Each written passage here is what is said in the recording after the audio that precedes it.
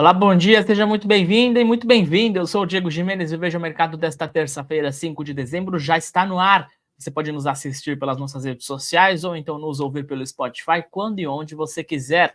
Não deixe de conferir também o Veja SA, o nosso programa semanal de entrevistas com os principais executivos das grandes empresas do país. O programa é publicado todas as terças-feiras na hora do almoço e o convidado de hoje é Cláudio Zattar, presidente da Unidas. Deixe de conferir aqui no nosso canal no YouTube. As bolsas europeias e os futuros americanos são negociados em baixa na manhã de hoje. Ontem, o Ibovespa caiu pouco mais de 1% em um movimento de realização dos lucros das últimas semanas. O principal índice da Bolsa de Valores brasileira bateu a sua máxima em mais de 2 anos. O assunto desta terça-feira é o PIB. O IBGE publicou o resultado da economia brasileira e temos já na tela que a economia brasileira registrou um crescimento de 0,1% no terceiro trimestre em relação ao segundo trimestre. O número é um pouco melhor do que o esperado pelo mercado, que previa uma queda de 0,2% em média pelo consenso. Passando pelos setores, os destaques positivos ficam por conta dos serviços, o maior setor da economia brasileira, e também da indústria. Ambos setores tiveram um crescimento de 0,6% nesse trimestre. Já a agropecuária teve uma retração de 13,3% nesse período. Para conversar comigo sobre o PIB, sobre o resultado da economia brasileira um pouco melhor do que o esperado pelo mercado. Meu convidado de hoje no Veja Mercado é Lucas Farina, economista da Genial Investimentos. Lucas, bom dia. Seja muito bem-vindo aqui ao nosso programa. Bom dia, Diego. Bom dia a todos. É um prazer estar aqui hoje para falar sobre um dado tão importante, da economia brasileira, que é o PIB desse terceiro trimestre. Prazer é nosso, Lucas. Começo fazendo uma pequena retrospectiva desse número do PIB. É um pouco melhor do que o esperado desse trimestre, assim como no segundo trimestre e também no primeiro trimestre. Nesses dois últimos casos, o número foi até bem melhor do que o esperado pelo mercado, agora é um pouco melhor. Pegando esses dados do acumulado deste ano, que tipo de análise a gente pode fazer? Quais fatores que explicam essa melhora da economia brasileira, esse desempenho acima do esperado? Então, para responder essa pergunta, a gente tem que começar com o que aconteceu com o PIB, lá no primeiro trimestre desse ano. A gente teve uma grande surpresa, do PIB agro, uma surpresa positiva do PIB agro no primeiro trimestre, que cresceu mais de 20% na comparação com o quarto trimestre do ano passado, Ninguém esperava um crescimento tão forte, mas por outro lado a gente teve um PIB bem mais fraco pelo lado da demanda, principalmente ali pelo consumo das famílias, e pela métrica também do consumo do governo. Em grande medida, isso ajudou também a gente chegar ao patamar de uma inflação mais baixa que a gente está hoje. O PIB do primeiro trimestre foi muito concentrado na oferta, com uma demanda mais fraca, o que, ajudou aí a, a gente chegar a uma, digamos assim, ter uma desinflação saudável ao longo desse ano, mesmo com a atividade econômica surpreendendo para cima, o que foi uma surpresa bem boa, bastante positiva ao longo desse ano. Digamos assim, a super safra das commodities, que ocorreu no primeiro trimestre, também se prolongou, e respingou sobre o resultado do PIB do segundo trimestre desse ano, que também acabou crescendo acima das expectativas. Na época, as expectativas de expansão do PIB do segundo trimestre eram de só 0,3%, mas o PIB acabou crescendo 0,9% nesse período, mas com uma composição já bem diferente do PIB do primeiro trimestre. Enquanto no primeiro trimestre, como eu mencionei, a gente teve um PIB crescendo muito mais pelo lado da oferta do que pela demanda. No segundo trimestre, a gente já teve um PIB um pouco mais alinhado, em questão de um maior casamento, entre a oferta e a, a demanda. Naquele período, lembrando que o ciclo de corte da Selic só se iniciou em agosto, a Selic só começou a ser reduzido do patamar de 13,75% ao ano em agosto. Então, no PIB do trimestre, a economia brasileira ainda estava sofrendo aí o impacto de um juros bem mais alto. E mesmo assim, o consumo das famílias e outras variáveis pelo lado da demanda se demonstraram muito mais fortes do que o previamente esperado, né. A gente também teve um dado que chamou bastante atenção, não só nos 2 primeiros trimestres do ano, mas também agora nesse terceiro trimestre, que é a queda, contínua de 3 variáveis muito importante não só para o crescimento presente, mas também, né, para as perspectivas de crescimento futuro da economia brasileira.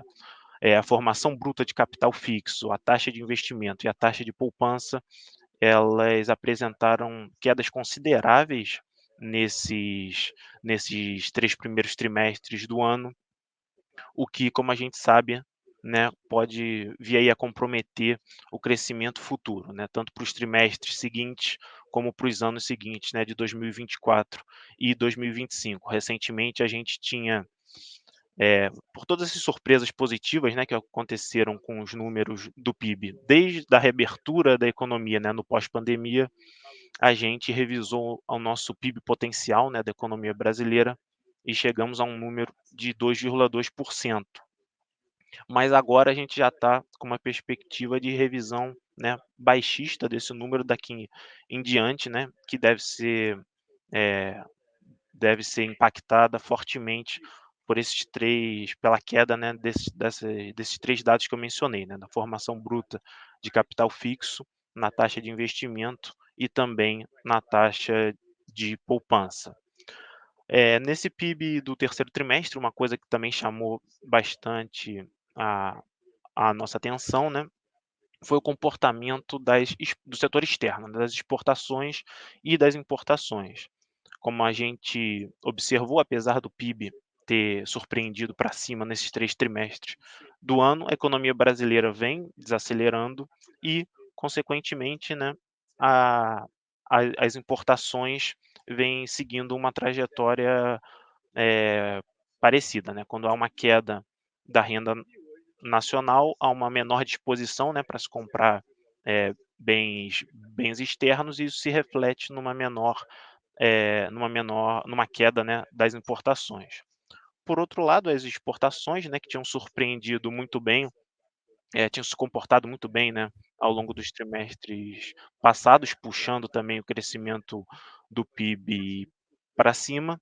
A gente acha que ocorreu, a gente até deu um nome a esse efeito, né, a gente chamou de efeito Argentina, porque, de um tempo para cá, né, foram impostos vários, controles à exportação lá na Argentina, tanto controles de preço como de quantidade, e como a Argentina, né, é um país que tem uma pauta exportadora bem similar à brasileira, o país é um grande concorrente das exportações brasileiras para o resto do mundo em vários produtos, principalmente produtos ali do setor primário da economia, né, do setor agro. Então, agora, né, com a Argentina, eh com o novo governo assumindo, né, agora no dia 10 de dezembro, o novo presidente vem prometendo aí, né, medidas de liberalização, principalmente, nas retenciones, né, que é como se chama na Argentina, os impostos, né, os impostos que são cobrados sobre as exportações, e se você tira, né, você remove tanto os limites a exportações de carnes, por exemplo, que é um limite de quantidade, como esse limite de preços, né, que é uma taxação das importações, a gente deve ter as exportações argentinas voltando a competir com as exportações brasileiras no mercado internacional. Então a gente não deve ter aí nos Certo. a gente já não teve nesse trimestre e não deve Uhum. ter, né, nos próximos trimestres um crescimento tão grande aí, né, das exportações líquidas, com o setor externo puxando o crescimento aqui no Brasil por esse lado. Certo, Lucas. Pensando nos setores, desse PIB do terceiro trimestre, tivemos o crescimento dos serviços e da indústria, ambos de 0,6%. Considerando o PIB um pouco melhor do que esperado, a média geral, né, essa alta de 0,1, qual dos dois setores pode ter indicado uma surpresa maior em relação ao que era esperado antes dessa divulgação?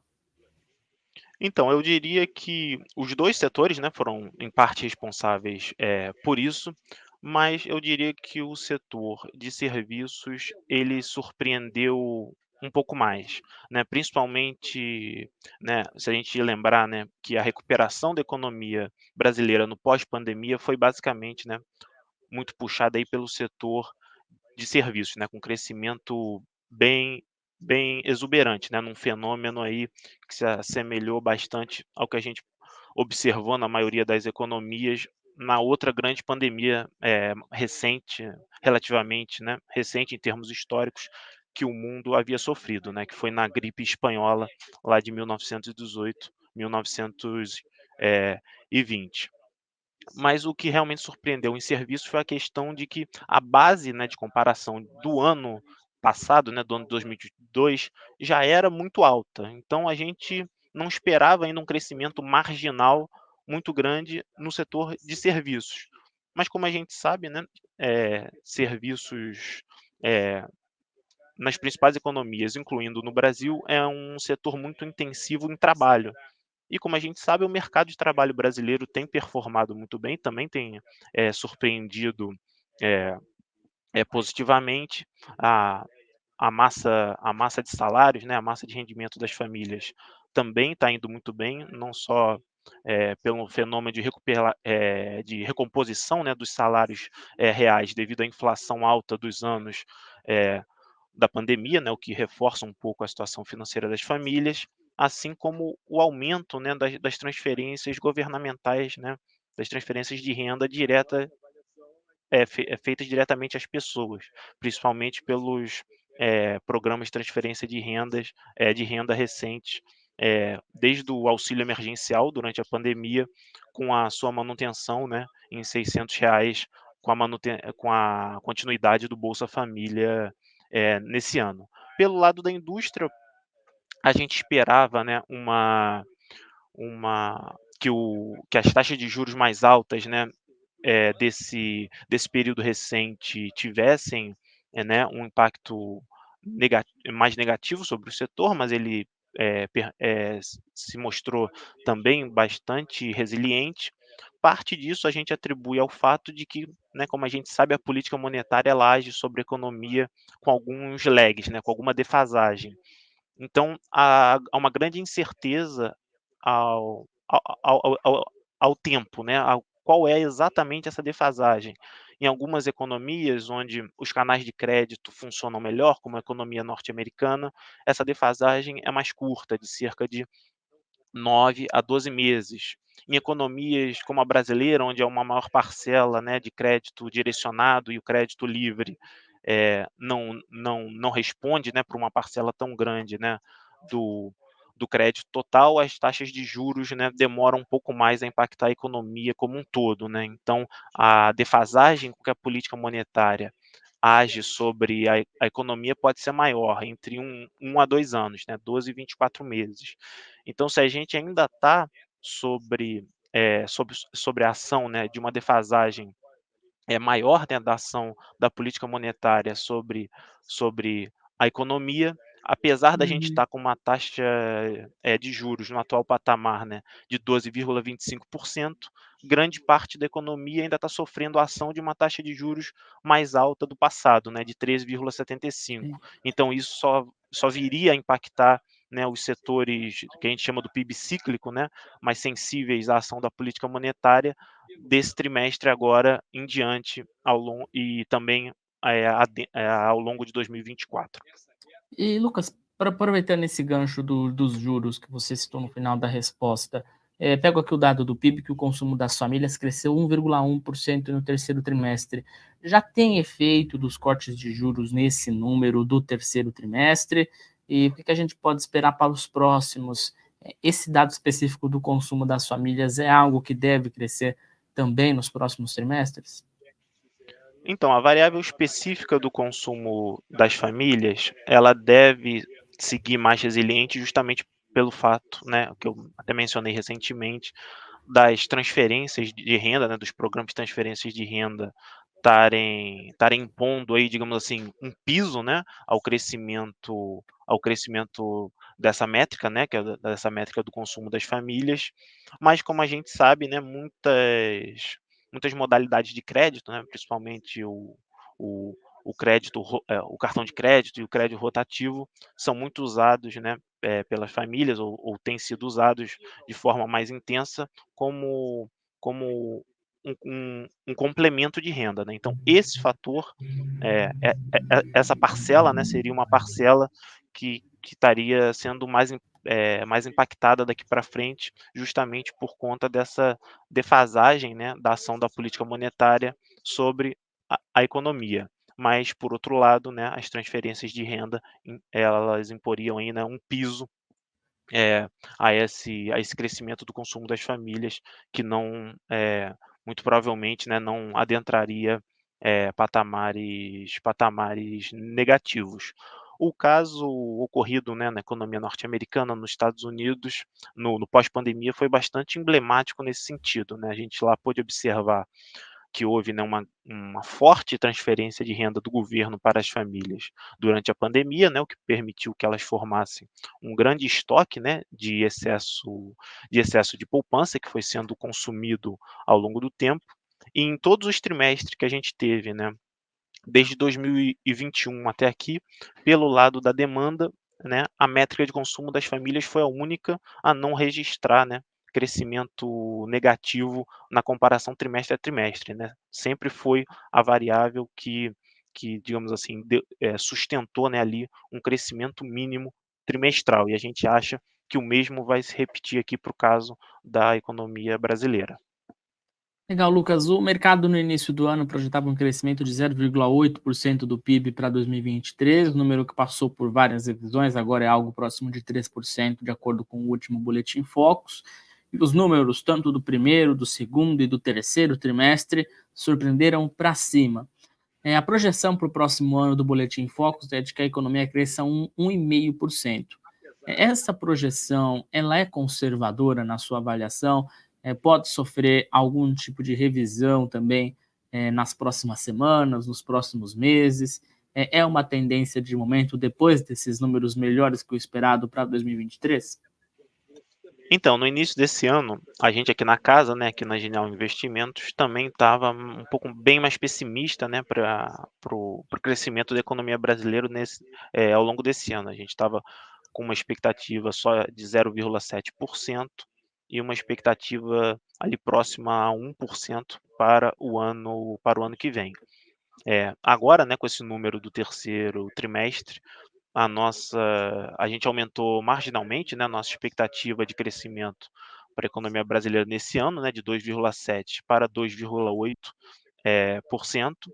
E para o ano que vem a gente está bem próximo, né, mediana Focus, esse número que você mencionou, né, de 1,5%, a gente está com 1,4, basicamente, pela questão que eu mencionei lá no início, né, que é a queda, né, vertiginosa de 3 dados, né, da formação bruta de capital fixo, da taxa de investimento e da taxa de poupança, né.